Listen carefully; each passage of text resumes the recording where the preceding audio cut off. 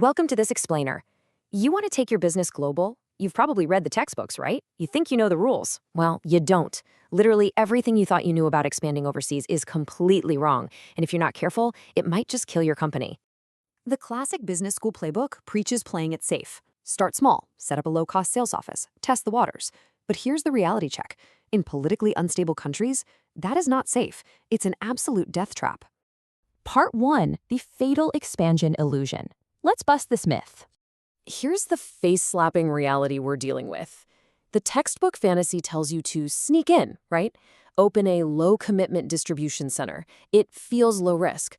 But sneaking in like that doesn't actually protect you. No, it paints a massive, glowing bullseye right on your back. Part 2. Debunked Business Common Sense. Time for a reality check. Our source material drops an absolute bomb on that old academic stages model. That textbook flowchart? It assumes your only problem is figuring out what local consumers want to buy. But it completely ignores the real threat. We're talking about unpredictable host governments literally changing the rules overnight to crush you. Part 3. Who's sabotaging you? The target. You really gotta understand exactly how you look to a foreign government. Think about it. You open a sales office, you steal local market share, you pack up the cash and you ship it right back home.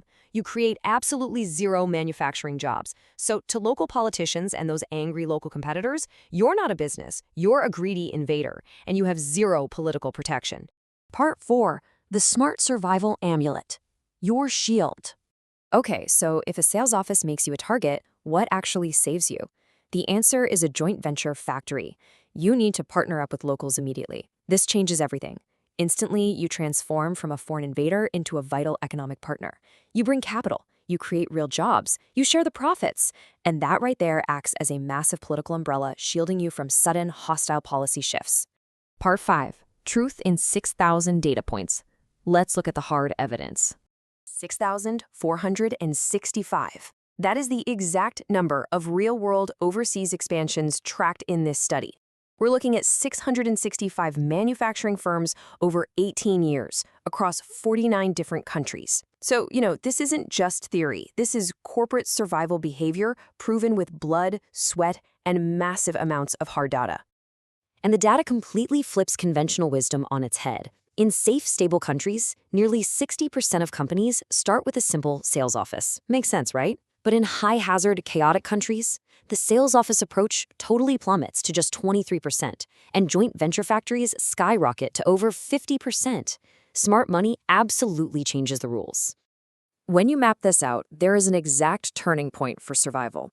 The moment a country's political hazards rise, the survival rate of a simple distribution facility just crashes hard. It's way too dangerous.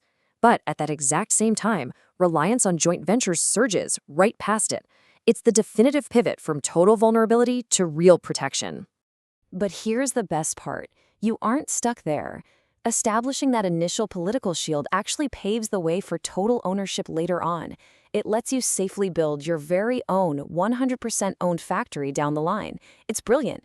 The joint venture is essentially your Trojan horse into a highly dangerous market. Part 6. The Ultimate Expansion Survival Guide. The New Playbook. So, throw away the old textbook. Seriously, toss it. Here is your brand new 3-step survival sequence. Step 1, find a powerful local ally immediately. Step 2, build a factory together. This anchors your presence and creates local jobs. And step 3, secure your political footing first. You only expand independently once you are politically untouchable. Now, just to be completely objective, let's talk about the study's blind spots. This data exclusively tracks Japanese manufacturers. So we really have to wonder, how perfectly does this map onto modern US or European tech giants? Plus, it measures policy chaos, but not whether a policy actually favors you. And yeah, it completely ignores the digital world. But honestly, the core logic remains devastatingly sharp. At the end of the day, researchers Henisz and Williamson hit the nail on the head. Navigating the chaotic whims of foreign governments is the true test of expansion. It is not just about selling a good product anymore. It's about surviving the local politics. Because if you ignore the politicians, they will destroy your business. So I'm going to leave you with this provocative thought. In a world where government policies change faster than flipping a page, take a hard, brutal look at your own expansion strategy. Are you still hugging those old textbooks? Are you playing by the old rules in a totally new, highly dangerous game? You need to adapt, build your shield, or prepare to fail.